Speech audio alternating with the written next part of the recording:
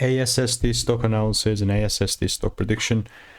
This is for Friday, 11th of July. All I will be breaking down is my exact play with asset entities, especially with asset entities since we're sitting at 690. I'm definitely looking to take it further up. Like randomly buying would just obviously not be the case. I was waiting for the second break, got the first, second never came, and then I sort of kind of gave out on this. Should have waited a bit more, honestly. Because, you know, guess who was the one buying here when the price was already like $2? Well, that's me, and I have video demonstration proof. So it was $3 at the time. Then it went to like 13.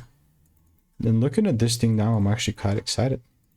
Got the first break. If there is a second one, then it's game on. You know what I mean? So that's how ASST is looking like. If not, it's all pure noise, so I'll definitely continue to keep you updated. And if you want my exact jazz, Discord picks, all that good stuff, absolutely risk-free, click the first link in the description. 1,200 people have already gotten enrolled. So goodbye and enjoy.